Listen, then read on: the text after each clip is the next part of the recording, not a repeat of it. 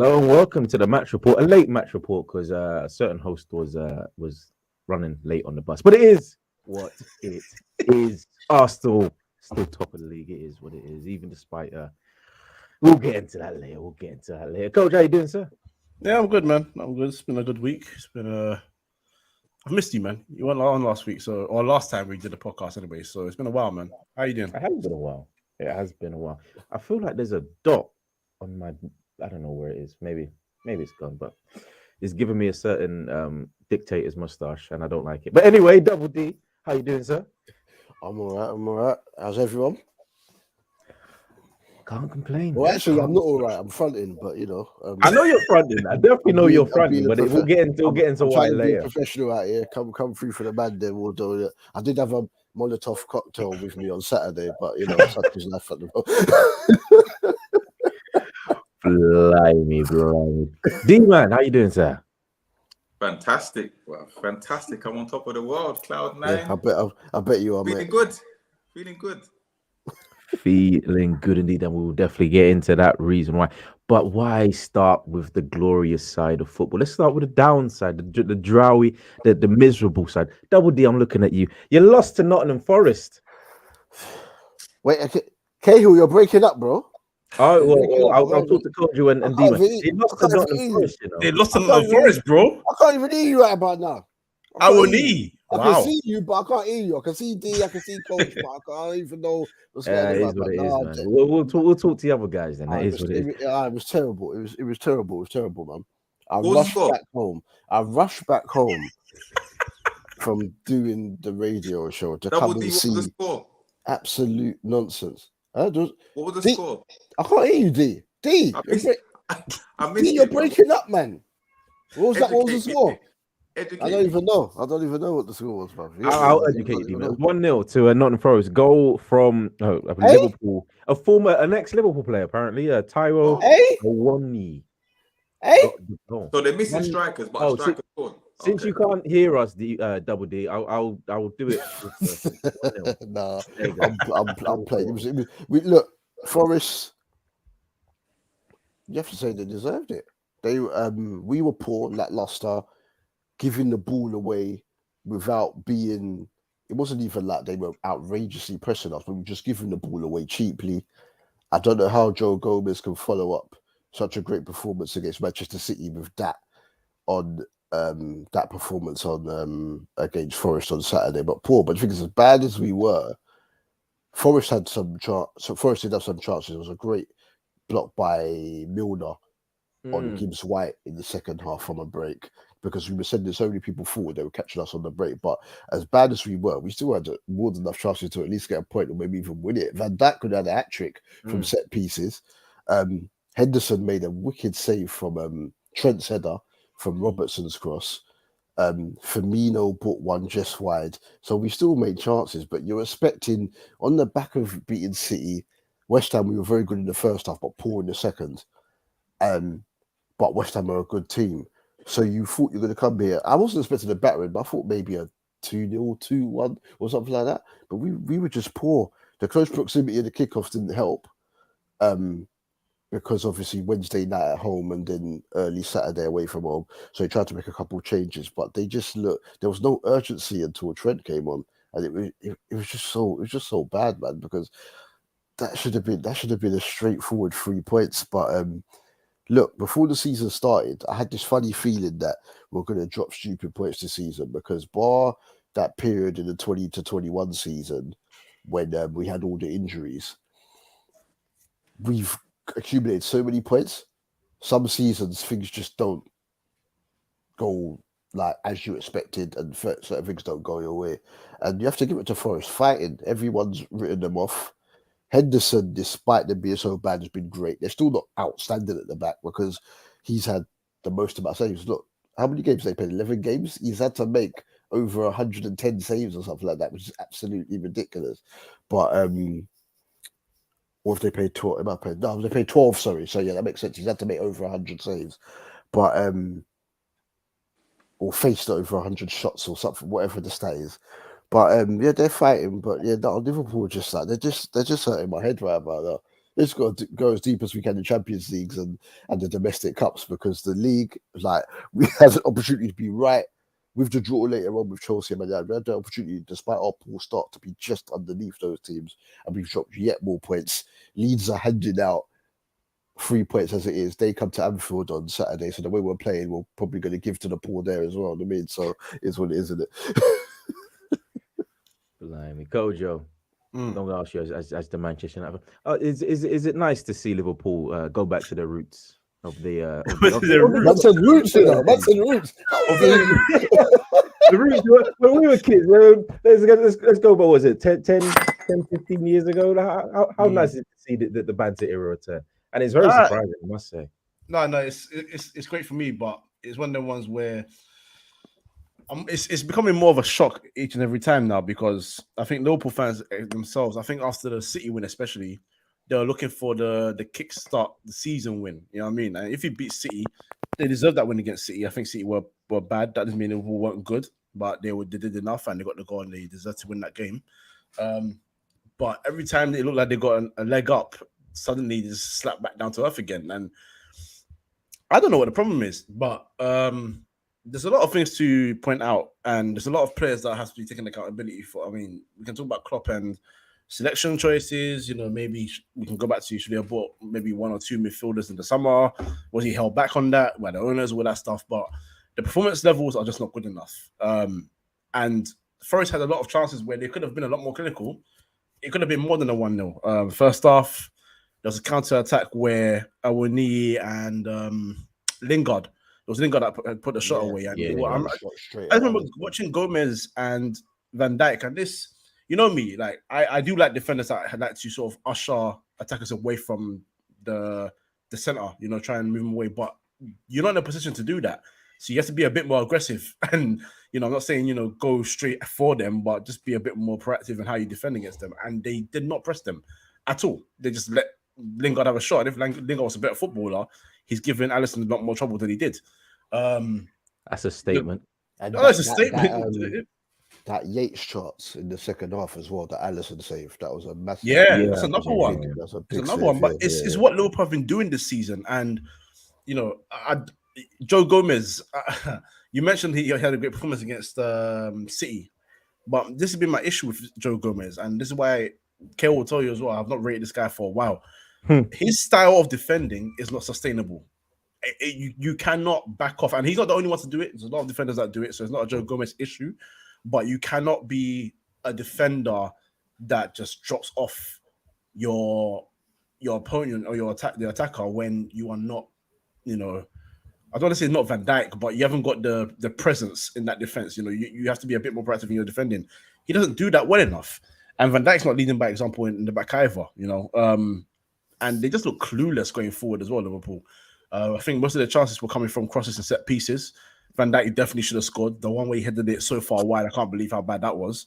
Yeah, it looked like he was trying to head it down to. He was trying to head it back across the goal, but but why? Why head it back across? It's you and the keeper. You're there. And that for like 5 minutes. Exactly. And you know me. I'm a fan of, you know, you create your own luck in football. So you have a chance like that, you have to do what you can to try and score it, and he did not do that whatsoever. And after that, it was just, I mean, I wouldn't say it was easy for Forest because Henderson, great save. Firmino came close with a header as well during the game. But Liverpool after that, they look like they're going to do anything. And Salah, I don't know if it's a tactical thing or if he's just off the boil right now. But Salah was non-existent again. One shot? Yeah. 4 touches in the whole game. How many? 4. 4 touches in 90 minutes. Completed 4 passes in the whole game. It's not good enough. It's not good enough. It's just not good enough. So, D-Man, they're very. I mean, Liverpool. We all know that they have the struggles when it comes to their midfield creativity, especially when they don't play Thiago. But to not play Thiago or Trent, I understand Trent. I think Trent was coming back from an injury or something like that. But sometimes, just I understand heeding the advice of your sports scientists and knowing how to rotate and stuff. But sometimes just play Trent, because James Milner, yes, did a job against Manchester City. But they was absolutely in that first half. There was no creativity whatsoever. So maybe just risk playing Trent. Well, with Thiago had an ear infection early in the morning, so he had to go to hospital. So I understand how he couldn't make it. But with the Trent thing, I think I agree. This was the game to play Trent because you got the low block. You need something creative to break down the lines and stuff. Klopp had taken him out because he's been so poor all season defensively. But I think this was the game. It's the bottom team in the league, bro. Like, you should be putting these teams away, and you know how they're going to defend.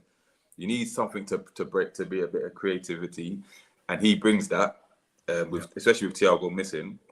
But credit to Forest first of all for getting the victory. What's that? Their second win of the season or something like that.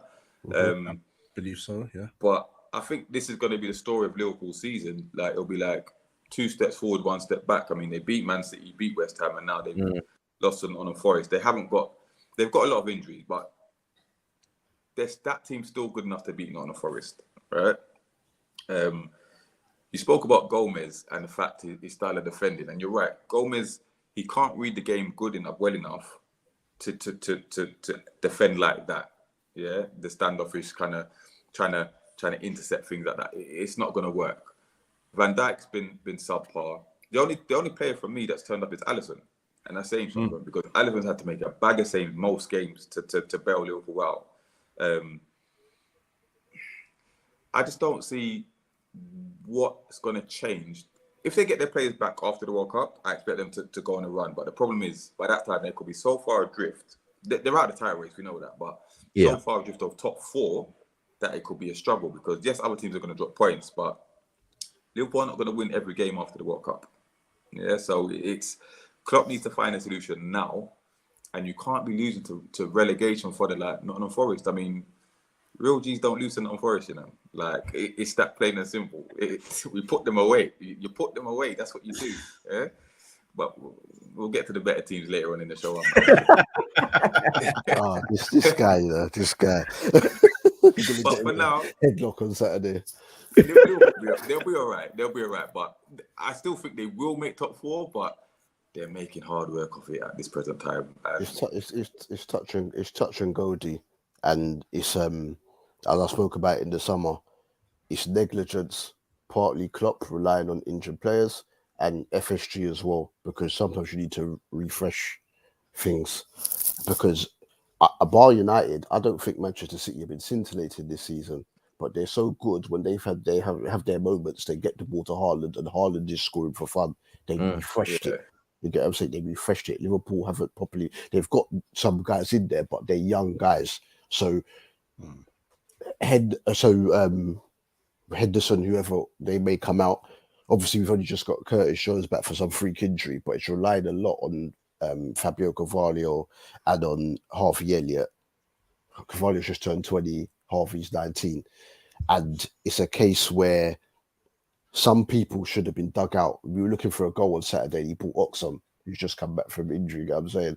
What's up with Fabinho? Because I heard he's 29, but he's playing like he's like 36. Fabinho, since I'd say probably just before Christmas, has not been the same. He looks the same guy, and he's not had a bad season. So obviously, everyone's going to have one. Problem with us is that Gomez, Van Dijk, Fabinho. There's so many people that aren't playing well at the same time, and when they're critical pieces, though actually Gomez had been Canate is the main one in terms of who's going to partner Van Dijk at the moment. He's injured. Got Jota Diaz injured. This is what I was saying, is that I told people, I said they're tired, and people laughed, but you have to look at it if you piece it together and you know exactly in regards to what's being said, right? The 20-21 season, as I mentioned earlier, the injuries, we had one of the worst injury crises in Premier League history.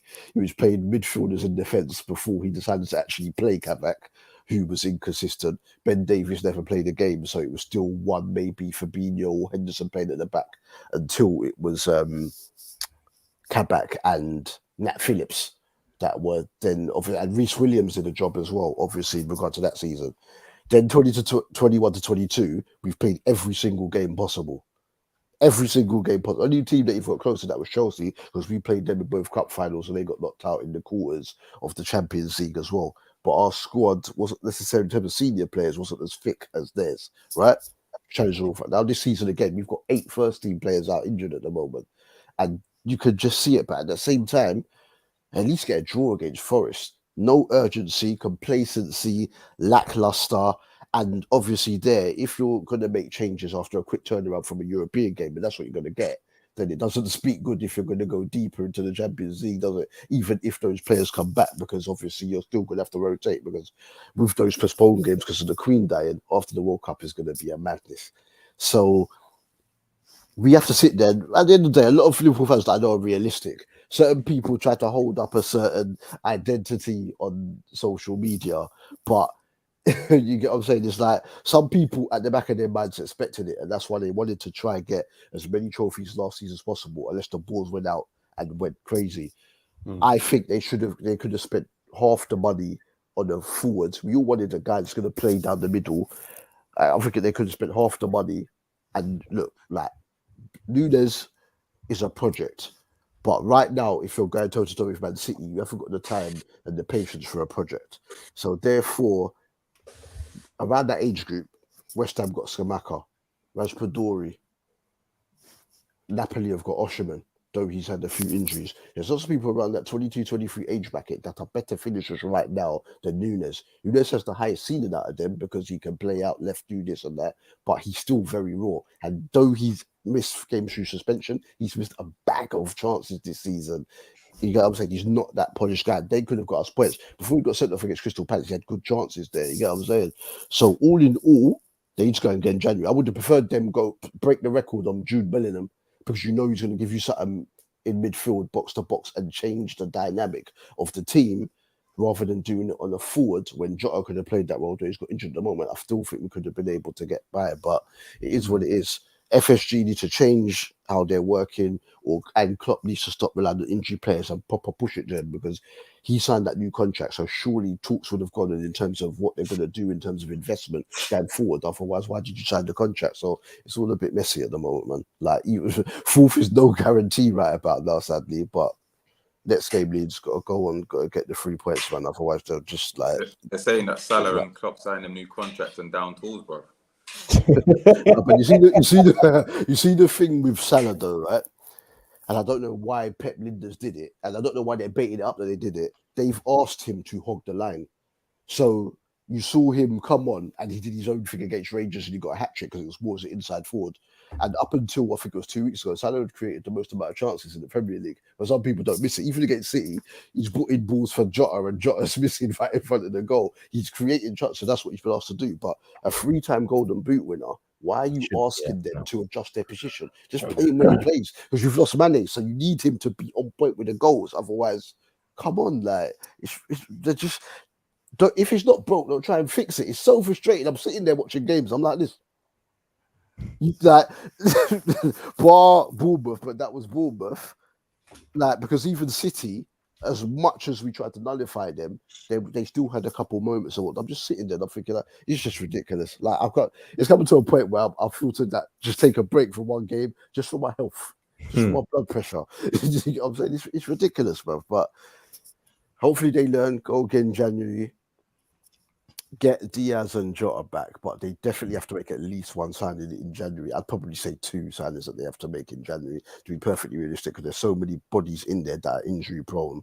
At least 2 signings need to be made, and Klopp needs to have a serious meeting with FSG and they need to sort out, like, just sort it out, because this is just absolutely ridiculous. The high of City, you grind one out against a decent Western team and then go and lose to Nottingham, and one of our former players as well. And he celebrated. I was so angry. Yeah. But yeah, it's not even November. I'll leave it there, otherwise I'll take up the whole show. Just flipping. Not even November. There we go. Not even November, and he's talking about transfers already. Crazy. A Liverpool fan as well. Of all teams. But we have to move on. Yeah. And what better team to move on to than the team that is probably going to win the league? Arsenal, when he's joking. Manchester City, of course. Oh, I thought you were going to go to Newcastle. Newcastle, isn't it? Like, winning the league. Win the league. All right, calm down a bit. Yeah. Calm down a bit. Yep. Manchester City 3, Brighton 1. Erling Haaland on the double, and an absolute beaut from KDB. Not much to talk about this game. Absolutely, D-Man. They absolutely bodied Brighton, which is kind of surprising, but kind of not. Brighton made it quite a bit difficult for them in the second half. They were putting on, they scored, and then it was a bit nervy for City until De Bruyne got that third goal, to be fair. But the first goal, like, I think I saw they talking about it. They said, oh, they realised that Brighton were defending 1v1 at the back, in it. That's why he's gone long. So they've been practicing that in training. But that assist from Ederson, you thought Alison's goal against City, assist against City was good. That ball that he played to Haaland, disgusting. He's the only keeper that can put that kind of through ball through. Yeah. Haaland still had a lot to do though, bro. He had a lot to do, and the way he bodied man off the ball was just embarrassing. Yeah, the man's a machine, bro. He's a cheat code, bro. He's a cheat code. But how many goals is he gonna get for the season? It's ridiculous. But from he scored the opening, you knew City were going on to win. But Brighton made good account of themselves, I thought, anyway. Yeah, they kind of did. Then Trossard got a very good goal. I mean, you talk about Ederson there. Ederson be getting beat like that when he's near post. Okay. There we go. See, that's you take the rough with the smooth code, don't you? Because Ederson, he does play a fantastic pass, but when it comes to goalkeeping, his main job. And even City fans at least a year ago on the timeline started saying it, because it used to be a case where you didn't have much to do, you make a save. Now they're like, can you actually make saves now? It's all good playing it. Although he made a very key save in that game, to be fair, to deny Brighton. I don't know, was it at 2-1? I think it was. He made a key save. Yeah, in the second half. No, he has his moments, but you know that's where the worry is. Like, you don't know when those moments are going to be. He's passing on the ball. He's great, and it works for City because they dominate possession. You know, that's been Pep's forte since the early Barca days. And then you go to wherever he's gone to play or manage rather, his football is possession based, and you know he's had the goalkeepers for it: Victor Valdez, Neuer, and obviously now Ederson. So. Yeah, he will be looking good, and we'll always forever praise his passing that. But that's what football's become now these days. You know, I mean, you know, like, not to go back to Trent, for example, but Trent, a brilliant footballer. His passing, his free kicks on the ball is so great, but off the ball, we know defensively he's not good enough. But because he's so good on the ball, we started saying things that it kind of makes up for his lack of defensive ability, and that shouldn't be the case. I'm not trying to say take away from what the players can do.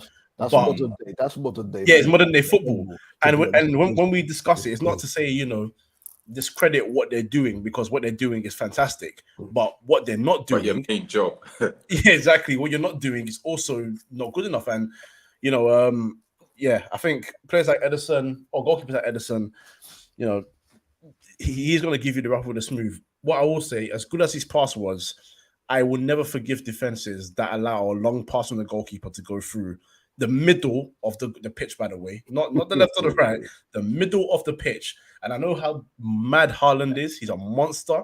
So trying to stop him is a myth in itself, absolutely. But you still got to make life difficult for Ederson to try and even think about making that pass. That's taking the mick. I'm sorry, it's taking the mick. It's 0-0. For the first goal to be a long pass from the goalkeeper, because Ederson, where he's going to run to it, I have no idea where Robert Sanchez was going. Just comical for me. I don't like that kind of defending, but City are quality side. Yeah, so they deserve to win. They did deserve to win, and the team that also deserved to win was Chelsea. One, how many jog? I don't think they deserve to win that much. Honestly, I think a draw was the best result. Chelsea won, Manchester United won. Goals from Jorginho and Casemiro. You like talking about defending, don't you, Kojo? You like talking about man to man, over zone marking, stuff like all that stuff. Let's talk about a certain Scottish. He's centre back. For the first 70 minutes, this game was bloody awful, bruv. It kind of was trash. Okay, no, all right. So before I get into Scotty too hotty, Scotty not too hotty, bruv. He's Scotty not too hotty. Sorry, let's not disrespect the worm. Exactly. Let me. The first half, I don't think was a bad game for us, and the reason I say that is because we were better than Chelsea in that first half, and we had chances to put that game to bed. To be completely honest, you can all see why. Yes, shout out the young king. You can all see why. Anthony does not use his right foot often because he had a chance where he should have scored. Limey. Should have scored that, and then when it comes to Rashford as well, there's a chance where he got put through, and there was two of them actually. He kind of just hit it with power. I didn't really think about where he was going to hit it first. There's a reason why Rashford did a whole bunch of charity work. He's hit it hard the first time, not really thought about where he's hitting it or where he's placing it. So it is a good save from Kepa, but he should be making him work harder. Yep. And then the second one where he's put through again, and he sort of tried to dink it over the goalkeeper, and it's screaming for him to go around Kepa rather, and it's those small things that makes us miss a striker so much, because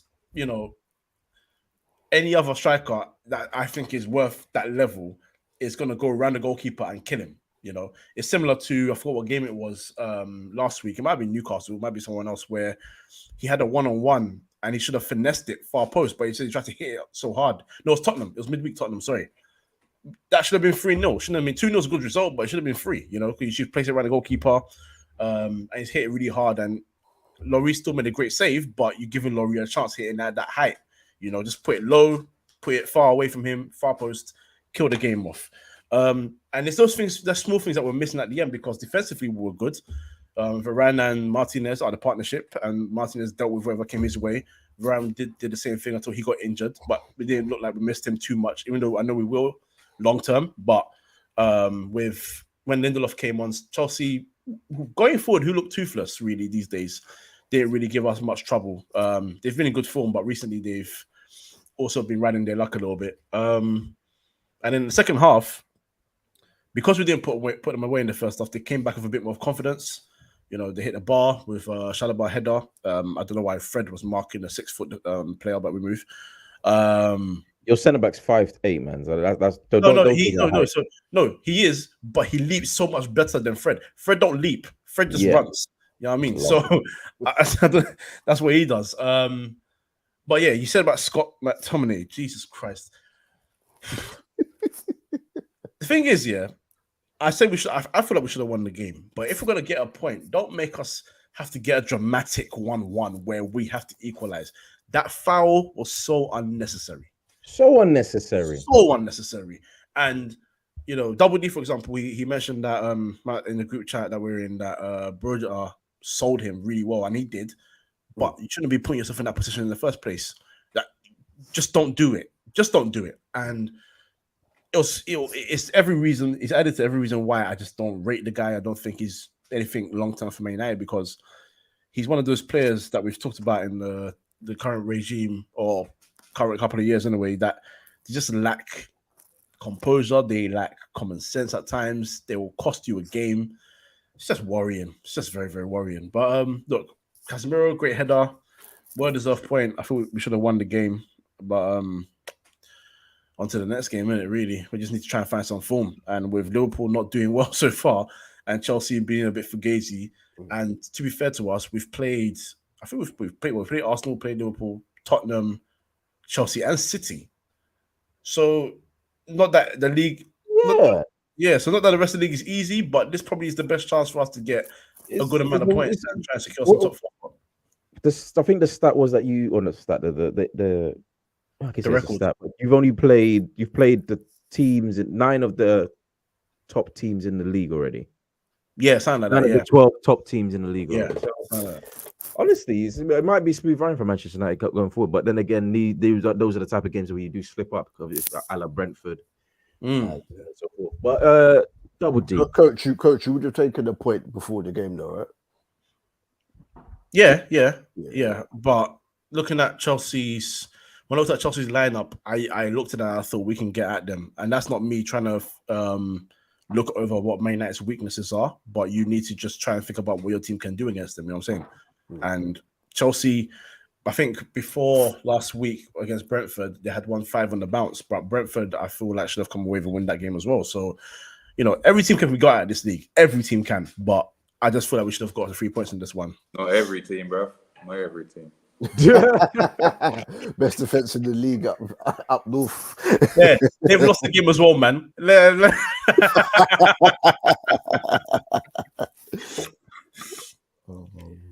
I was saying, Dubul Dee, that the most drawn game in the history of the Premier League. I think this tie is so kind of unexpected that it was going to go there, but I don't know. I feel like Chelsea were there for the taking. Like Coach just said, they were really, really toothless in that game, and Shaw was. They couldn't really get the ball into Aubameyang. Another solid performance from Martinez.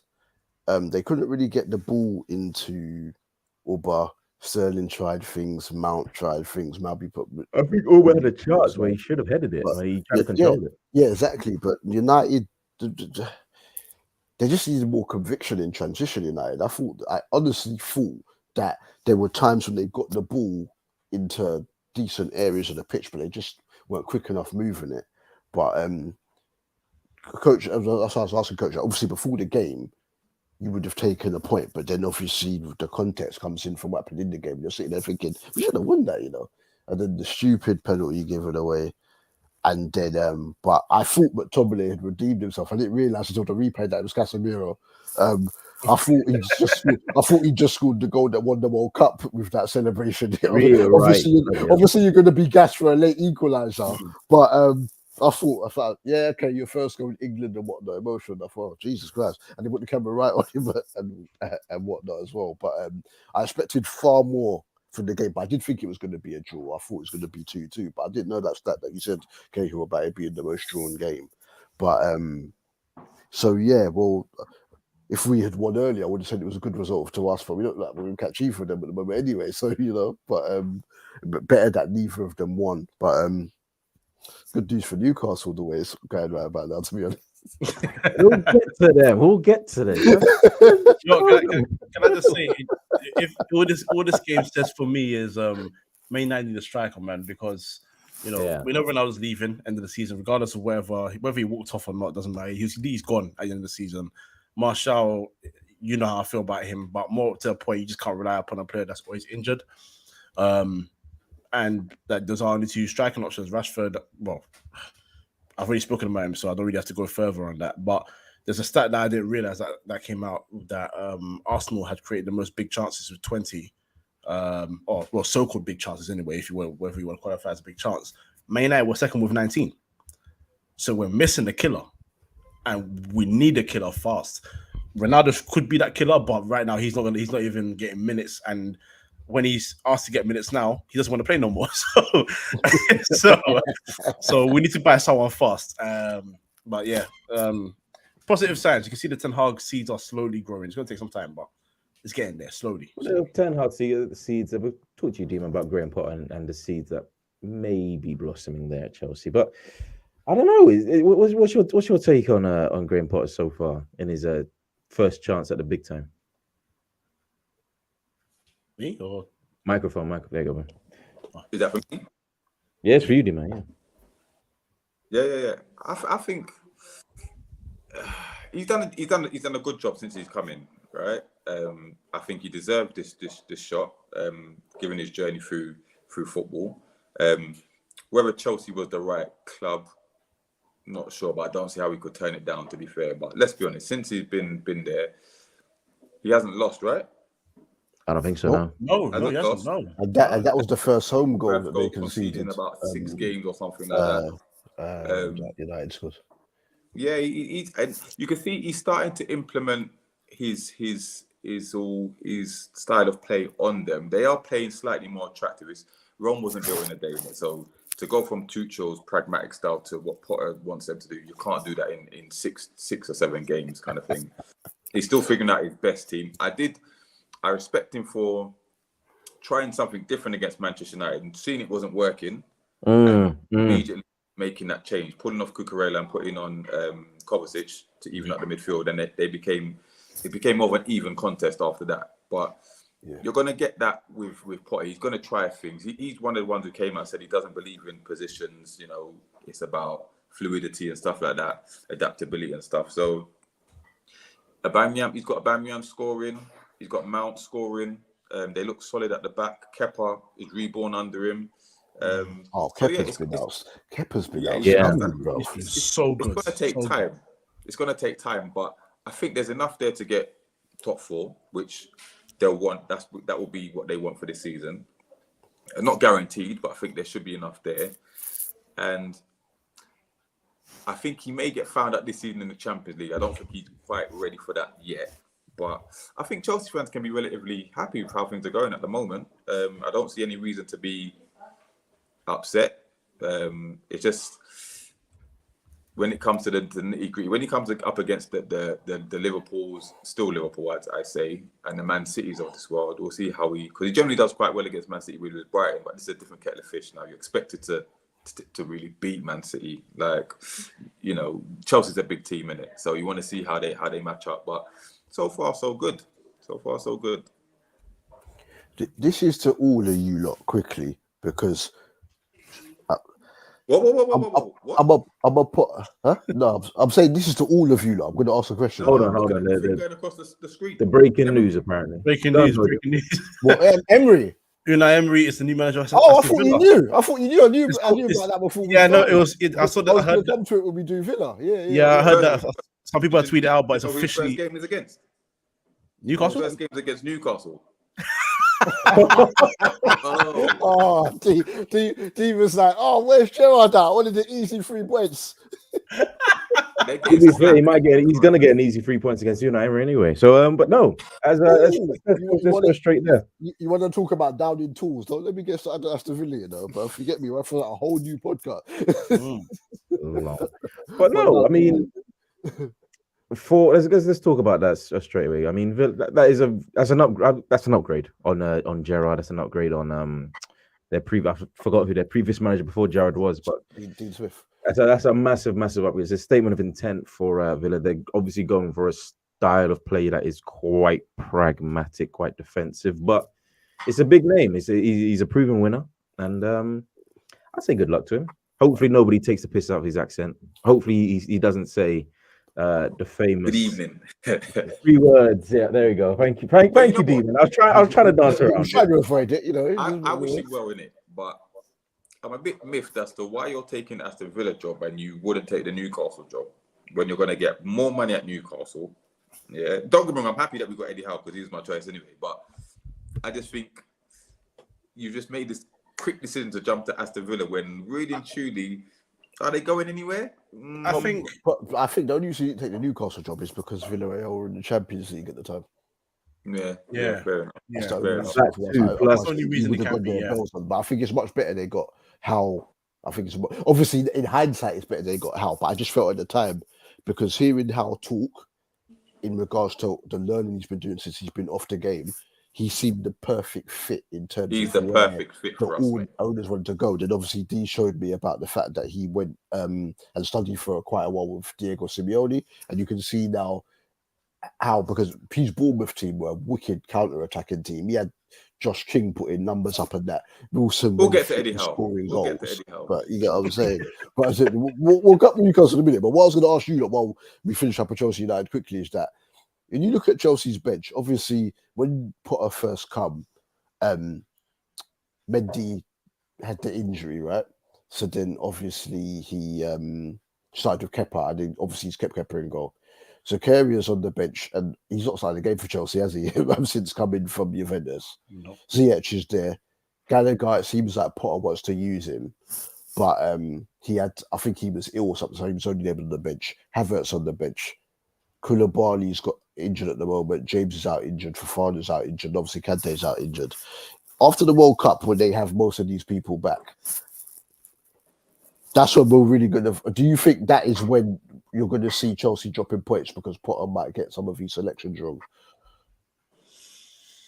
They will drop points after the World Cup, yeah. More points than they have dropped so far, I reckon. Under Potter, I think so. But I don't think they drop many points. I think they made top 4. Yeah. I think they made top 4. And the reason I say that is because at the beginning of the season, I said I think the title race was going to be between City and one North London club. I think it's quite clear what North London club that is right now. And Spurs look like they're in collapse, if I'm honest. Because Spurs, I thought they had a good squad coming in. I think Conte with the front three was going to work well. Not that I'm convinced by Richarlison, but that's a decent backup, for example, just, to rest one of the guys there.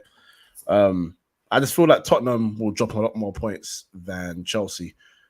And I don't think Tottenham will get top 4 either. I think somehow Liverpool will get the points. I think we'd be between them and United at this point. But I think they'll get Champions League, man. I think they'll be fine. Cool. You mentioned Tottenham, but let's talk about the best team. Hold on. That was the last game of the weekend. Isn't there another game to speak about? That's what you're going to, isn't it? He said the best team in North London. Yeah. Oh, yes, Spurs. Okay, let's go Spurs then. Let's go Spurs. Sorry, my bad. Yeah, you're going the right place. Let's go Spurs. Sorry, my bad. No, we'll go to Arsenal first. Coach was rattled, boy. We're going to Arsenal first. The best team in North London. We got a draw at St Mary's. Traditionally, it's a bit of a banana skin this game for Arsenal. 1-1 was the final score. Granit Xhaka in the 11th minute and Stuart Armstrong, which was a fantastic goal. Even I have to admit, it was a fantastic bit of play. Gabriel a bit flat-footed, but there you go. Granit Xhaka's the best player in the world, by the way. Is he now? You won't catch me. You won't catch me saying that. I'm playing the course, but no. A weird game to drop points on, I'd say, Kojo, because honestly, going into this, I thought that we would handle them, and to be honest, we did have our chances, and there was a big penalty shout that should have been given, considering that Scott McTominay's penalty shout. Cahill, don't talk about penalties, bro. Huh? Don't talk about penalties when your players are handballing it at the Emirates, bro. Don't talk about penalties. You'll open a whole next. You know what, D-Man? You know what, Double D? You know what, Double D? I didn't see that one actually. So you know what? I can't comment on something that I don't see. So we're gonna go to this game, and I did see this with this foul, which was a foul. And it was a penalty. We should have got that penalty. And to be fair, I think Tierney should have got a penalty because he got punched in the throat. But I'll let that one slide. But anyway, we weren't exactly clinical and we didn't take our chances and we were punished in the end. That was the story. Sometime it's October. You haven't drawn this calendar year. You had to in the league. You had to draw sometime. I know.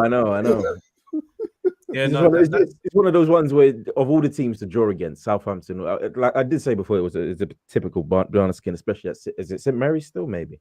But you lot have had some horrible results there in the last few years, bro. So you got to take it. Arteta said you lot are tired. They were, man. They're fatigued. Fatigued was the word used. Yeah, it's bound to happen, man. It's bound to happen. But the guys that were fatigued weren't rested in midweek, so hey, beats me. Hey, I'm not the manager, but hey, yeah, because who started against PSV? Jay-Z started Saka. He started Jesus. Martinelli started. Martinelli, yeah, he started quite a few guys, man. It was like 4 or 5, isn't it? It was like 4 or 5. And our front three were very, very tame. They were very, very tame. They were very lackluster. That was probably their worst performance collectively as a front three. We got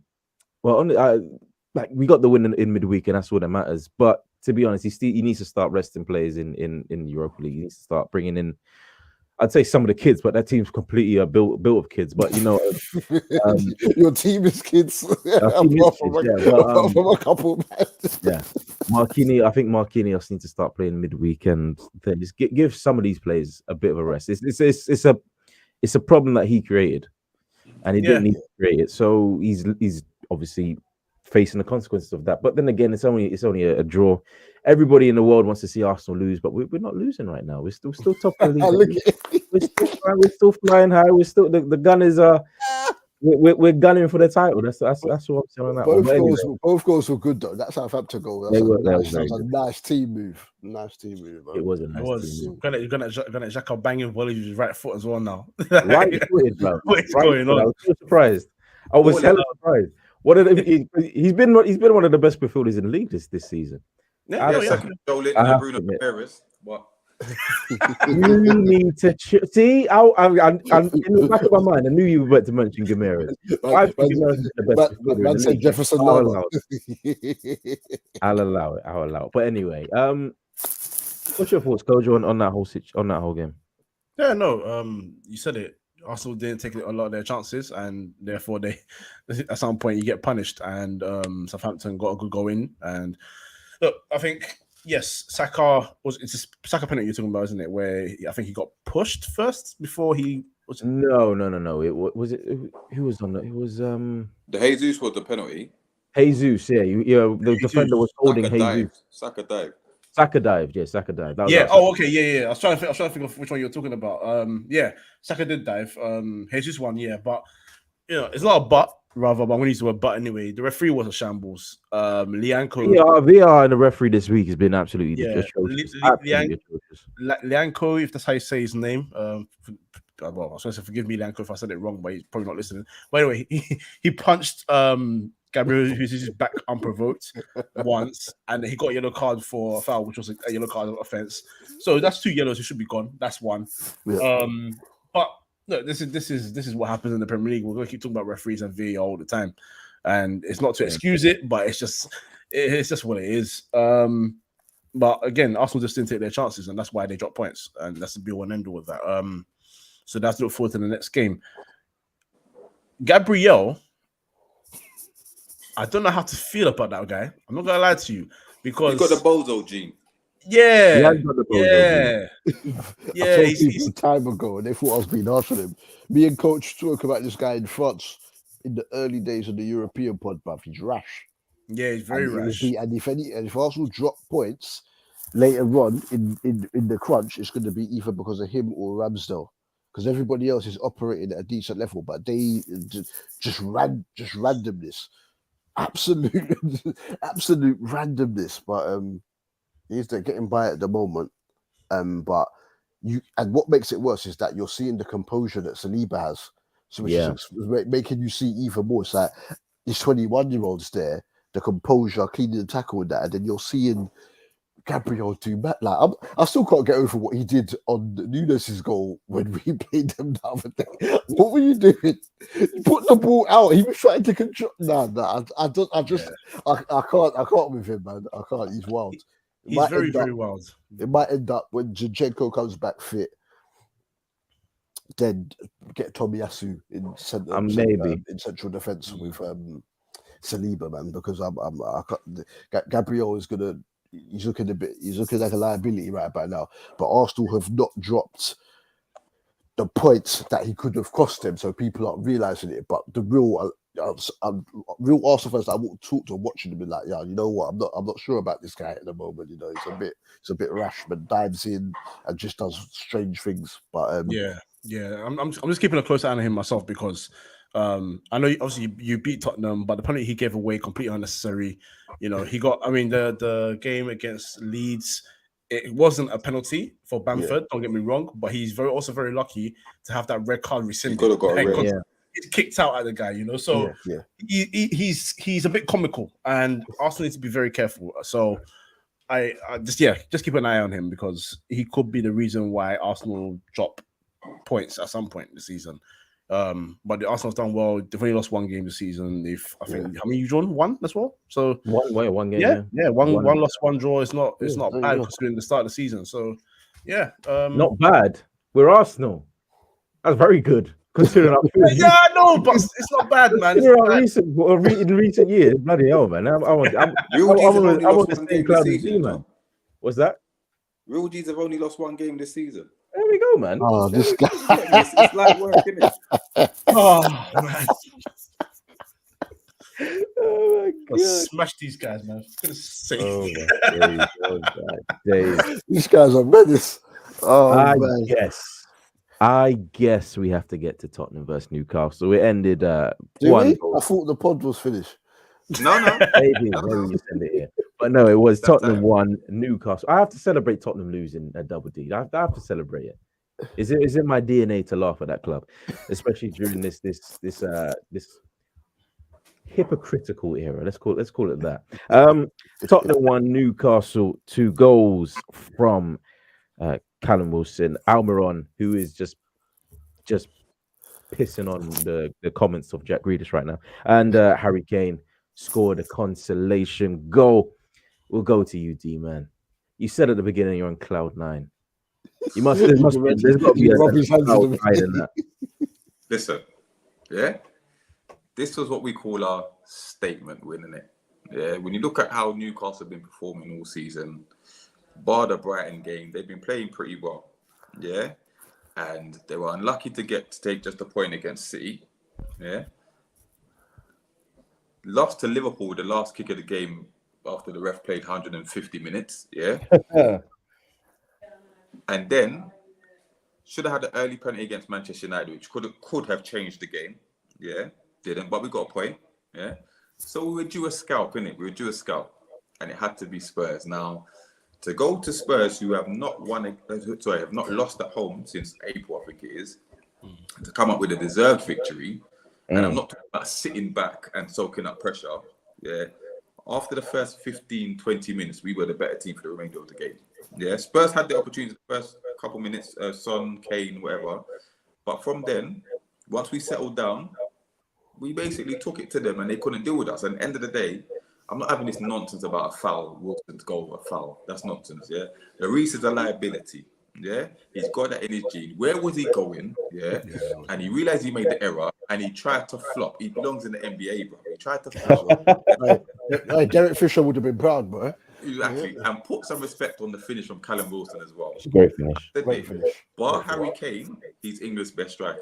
Yeah? The man needs to be going to work. I hope he don't go to the World Cup. He'd probably injure himself there. But he is that guy. When he plays, he's one of the best strikers in the league. Now, defensively, yeah, because don't get me wrong, I was still nervous at 2-0 because first of all, Miggy Almira, yeah, moving like prime Messi, yeah. Again, Lloris with his poor distribution, which we focused on all game, yeah. Man bodied off with Sessignon, breezed past Langley, whatever his name is, and then dumpied Lloris. The guy's in the form of his life, yeah. But I did say, as bad as but he's always had the work ethic, yeah. It's just his decision making and his final ball shooting. But I said, with a player like Bruno Ramirez into the team, you're going to see a different Almira. You're going to have someone who spots his runs and he makes him better. Like better players, great players make other players better. Yeah, and that's what done for Almira. So 2-0 up at half time. I was still a bit nervous because this is Newcastle, anything can happen. And lo and behold, Spurs get their goal back. And I thought, oh, this could be it. But then, to be fair, we settled down after that. We were calming in possession. Yeah, we were still creating problems. Should have had a penalty when Emerson Royal handballed it. Yeah. Considering Dan Burn got penalised a couple of weeks before, should have had that penalty. And Spurs didn't really offer anything. And it was credit to what Newcastle's game plan was. And Eddie Howe, he got it tactically spot on. And listen, I can't praise this team enough because they should not be sitting in fourth place at this present time. Yeah, because being where they were a year ago when we couldn't buy a win, yeah, we were bottom of the league, 6 points adrift this time last year. What the whole club has done, especially Eddie Howe, I know we spent money. Yeah, we have spent money, not taken away from that. But the improvement that he's got in the players, Fabian Shaw, Joe Linton, Almiron, to say, 3 of the top players that he's improved is a testament in itself. And we're talking about Saliba and how good he is and whatever, and credit to him. But Sven Botman, yeah, people need to realize how good this guy has been. He ain't lost a game, Since he's played, he has not lost a game. Yeah, he didn't play in Liverpool game. Hasn't lost a game. He looks calm in possession. He's a Rolls Royce type of defender, and he's 22, so he's only going to get better. Remember, AC Milan won it. Paolo Maldini scouted him, wanted him at AC Milan. That's how good this guy is. Yeah, this is a title winner, bro. This is a title winner, and he's been eased into the team as well. Like Bruno Ramirez, who, to me, outside of City, walks into any midfield in the Premier League. Yeah, he's that good. Yeah, the man had no sleep in 48 hours, and he come in and put a shift like that. Nah, bro, you can't. That's that type of quality that top teams need, innit? So. Don't get me wrong, it's great to be fourth, yeah, and a deserved win against a big team. We're not going to finish fourth. We're not. I still be happy with a top 10 finish, yeah. I still, we've still got a lot of way to go, a lot of building to go, but we're going in the right direction, yeah. And to sit that far above Liverpool at this present time, yeah, is a testament to itself. Above Chelsea, yes, it's some goal difference, but bro, there's nothing to moan about for once in my life, yeah, or since the 90s. Okay. I'm actually looking forward to watching Newcastle play a game of football with confidence that we're going to win. We don't fear anybody, bro. We don't fear anybody. Yeah, and we're best defense in the league currently. You know, remember we beat Spurs without St. Maximin, without Isak.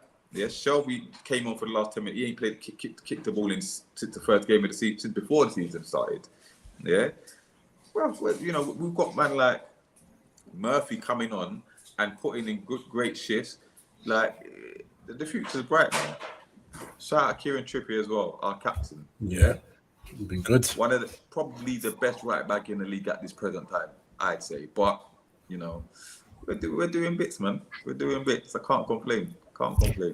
Now, Koja, we may have to eat a bit of humble pie here on our thoughts about certain English manager going, because I definitely need to eat some humble pie because I thought he was an absolute horrible. Same. You know what? Shout out to you lot, because this was the podcast I came on when you lot asked me who I wanted to come as Newcastle manager, and I said Eddie Howe, bro. I said Eddie Howe. You did. Yeah. Fair play to you, man. But when you said Eddie Howe, I think me and Coach chuckled, thinking that was a big mistake. But boy, we were mistaken. I've taken some L's in my predictions. Eddie Howe, Mitrovic, but yeah, man. Coach, what are your thoughts on Eddie Howe and how well he's done so far? Well, the best way to describe it is the difference between him and Conte in this game. Because, you know, firstly, I feel like he's gone away after the Bournemouth end of the Bournemouth reign where they got relegated and it looked like it was a mess again. The one thing I criticized him for was too much player loyalty. I was worried that he'd come to Newcastle and, you know, with his Frasers and all that, people that he knows, you know, he might run to those guys first and just see what they can do. But he's managed the squad very well. He's brought in some good players. They're playing good football. And they're also better defensively, something that I did not see towards the end of his run at Bournemouth. And that might be just because he stuck with some of the players that he had that weren't of that level anymore, your Steve Cooks and the rest of that. He's got a better defenders. Botman, obviously, is a massive improvement. Shaw's got his way back in. Dan Burn, who I thought would be more the centre-back and then Target be the starting left-back. Dan Burn is looking like a phenomenal left-back right now. Can't get team now, bro. Exactly, you can't, and that's not even a bad thing on Target, because Target did well at Newcastle and loan at Villa. Like he's not a bad player, you know. So it's credit to Dan Burn, but he's rejuvenated himself and he's bringing Newcastle to a good place. And the reason why, like I said, is the best way to describe it is between him and Conte in this game is because Conte, you're 2-0 down at halftime. You come into the game 2-1, but after like 60 minutes or 70 minutes or so, they still only had one shot at Newcastle's goal. And they were very, very much behind in possession as well. And he's saying that the missing players was an injury. I'm thinking, you know, you have the option to to change from a 3-5-2 to maybe go to a 3-4-3. I know he prefers 3 centre-backs, so that's fine. But bring on Brian Hill or bring on Lucas Moura a bit quicker or bring on Perisic a bit quicker. You know, like your team's not playing well in the first half. You had the first 15 minutes, and after that, you weren't a challenge to Newcastle. They were better. And whereas Eddie Howe, when he made substitutions, they made sense. When he made tactical changes in game, they made sense. And the timing of bringing off Bruno Guimaraes was brilliant, by the way. Like the time he took him off, got all he could out of him, but not to the point where he gets maybe like a little niggling injury. You have to bring him off, just get enough out of him, take him off, and you can sit on the game there and just, you know, settle, because Spurs lack bite. They've got 3 players that can bite at you, and the rest of them do not bite at all. And he ushered them very well. So, you know, and one thing I did like about him more than anything was Son had, I say, 2 or 3 runs that goal in the first half, and after that, they nullified that like that. Kane has all the quality to pass wherever he wants, to shoot from wherever he wants, and he'll find a way to score goals. But if you nullify both of them, you nullify Tottenham. Kane is not going to do it by himself. If he was able to do it by himself, Spurs would have achieved a lot more by now. And the proof is in the pudding. So, you know, Eddie Howe, phenomenal management in this game. And he's been managing Newcastle brilliantly. And I said it to D-Man as well before we started the show that they haven't even started building their squad yet. Like, they've brought in a couple of players because they've got the finances to do so now. But this is just like the little beginnings. You'll see from next summer, in my opinion, that's when Eddie Howe will start trying to add more, and you'll see what he's really trying to do.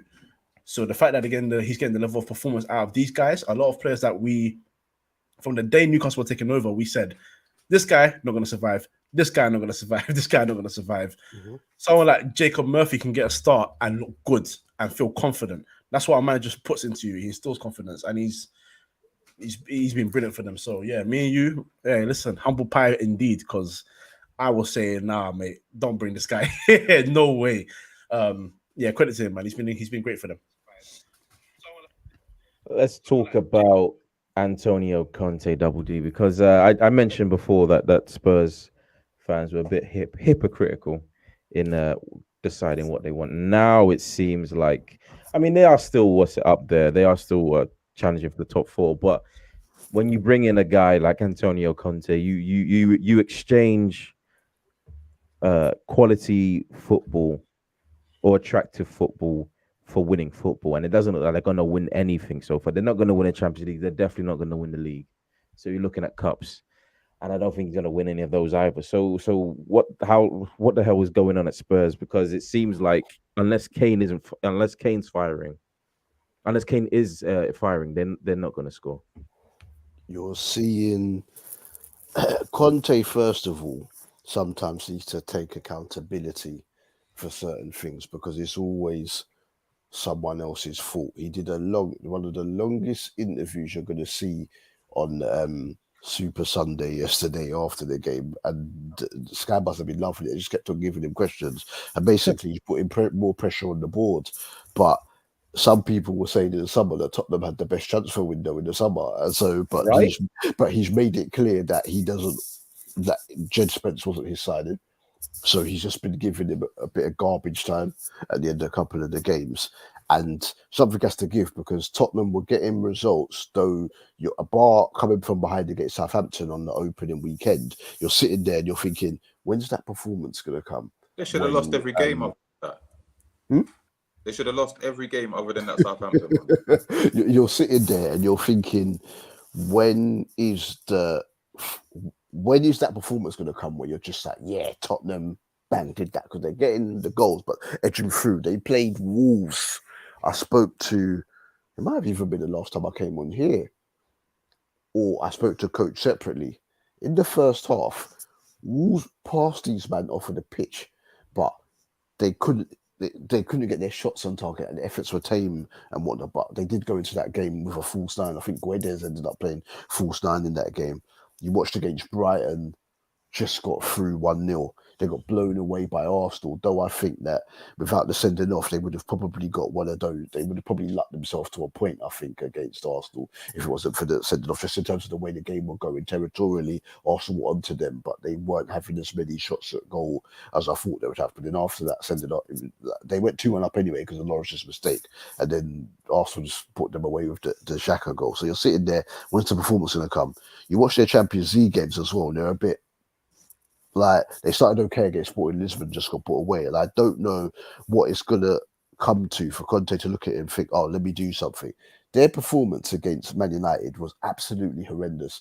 United had about 1,000 shots in the first half. I thought if it wasn't for Lloris, it could have been double figures. And I'm not even exaggerating with that. And you're sitting there and you're waiting. But because until that United game, they weren't losing, you're thinking, oh, okay, no, but they're still getting points. But now there's problems. The likelihood is, unless they give him more money to spend, he will walk. And they'll probably have this reunion with Poch that some of the fans have wanted for how many seasons anyway. Still don't get why they let Mourinho go, because it's not like the football's changed too much. And they got to a cup final. That's what they're in this for, to bring trophies, this lovely new stadium that's hosting concerts and NFL games and boxing matches and whatnot. And I just don't know what is next to them. As you said, even if they get out of their group, it's unlikely with Conte's record in Europe that they're going to go deep into the Champions League. And something has to give. But he's talking like a defeated man at times. But I just don't know. They played. You're playing a home game against Newcastle.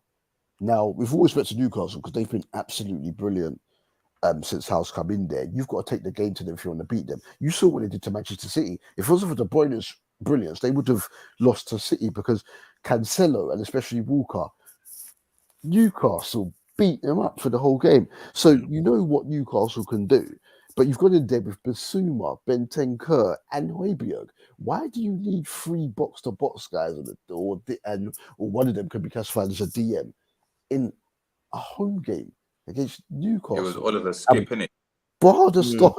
And I'm sorry, it was Skip this game, wasn't it? It was Skip in this game. But on Wednesday against United, it was Basuma, Bentancur, and Højbjerg. And you're sitting there and you're thinking that Barda start, me and D were messaging.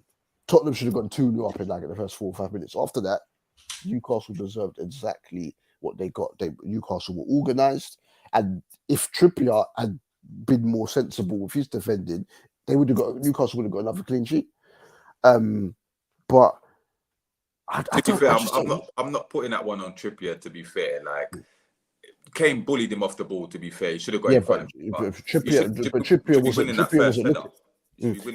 looking. Trippier wasn't looking at him though. He was more concerned. No, that's true. That's true. If he was looking at him, I think he would have been able to stop him. But that first header needed to get one. Need to get beat. You shouldn't be letting that flick on go through, man. You shouldn't. But Trippier was sleeping though. To be fair.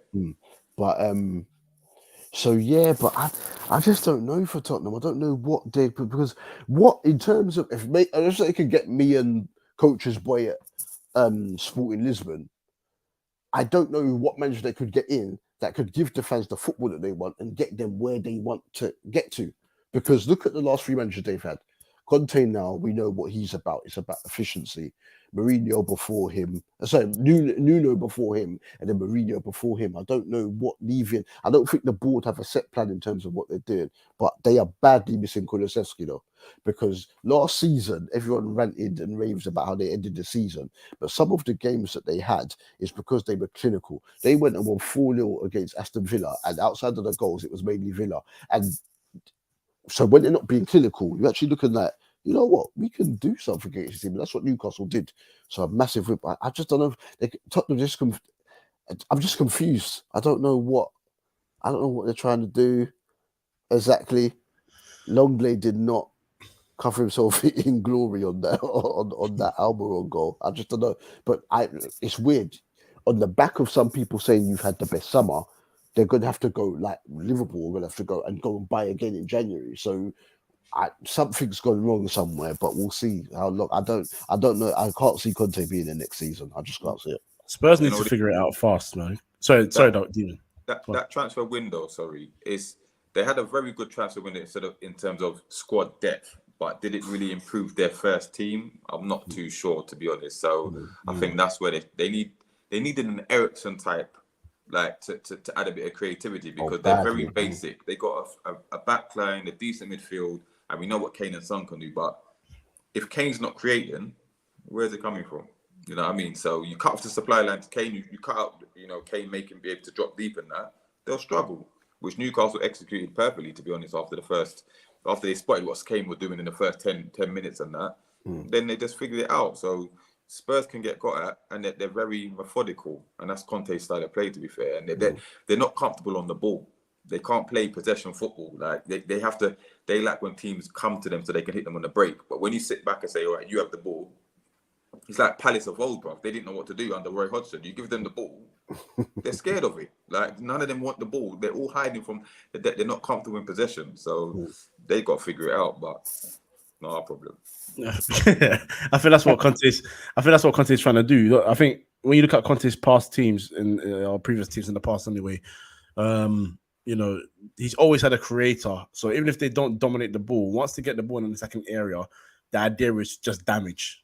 And they've been able to do that in the past, and obviously when he got Kulusevski in, that completed his front three, so there was total damage. But what he said about Eriksen's right, because he brought Eriksen into Milan, didn't he? And when he had the chance, he played Eriksen in that midfield. In that deep lying position, isn't it? And as a creator, and when he trusts him to go forward, you know what Eriksen can do going forward as well. So that's why, as much as I will criticize him for his management at times, the way his team approaches games, that's also why he's talking about we need another window, because if just Spence is not his signing, then that obviously means, as much as we were or other people are impressed by Spurs summer, it also means he wasn't impressed by their summer because they didn't get what he completely wanted anyway. So they've got a long way to go on the Conte. And if they are really going to back him, then they're going to have to fall in line and give him what he really wants. Until then, they're in trouble. They badly missed Romero yesterday, so they need another centre back. It was quite straightforward for Newcastle with Romero not being at the back for them. So yeah, they need another centre back. And as you said, that creative midfielder. So they, like Liverpool, need to sign at least 2 in January. But boy, I don't know, man. Stop giving Spurs tips. They deserve their. I thought you were going to say that as an Arsenal fan. Well, there you go. Well, on that note, I think we shall wrap up this team. So thank you guys for watching. Thank you guys for joining us. It has been another episode of the Match Report. But before we leave you, we need to find out where you can find the Dubul Dee and D-Man, the DD Football Factory guys. So where can they find you guys? So you Double D. Go for it, G. Microphone off. My bad. Sorry. You can find us on the socials, on the Twitter, Insta at DD Footy Factory _. My personal one is ilphenomenal25. That's phenomenal with an F. And if you can't spell it, you can't follow me. So, yeah. Yep, you heard him at DD Footy Factory _. My personal is at Dubul D. That's DUBULDEE on all platforms. And the Footy Factory go live on a Saturday morning at 10 a.m. on Top FM 95.5 FM. But if you're outside of London, probably best to use the TuneIn or the Simple Radio apps to get us. Unless you've got a DAB radio, of course. So you get me. There you go. Kojo, where can they find us? Here on YouTube, The Match Report, and on your socials, Twitter, TikTok, Twitch, Instagram, Frame the Field. That's the same for your audios as well. That'll be Spotify, Apple Podcasts, and SoundCloud. And I feel there's one more, but I always forget. No, that's it. There's 3 of them. Frame the Field. So, yeah, come check us out. Come check us out. Indeed, this has been another episode of The Match Report. Good night.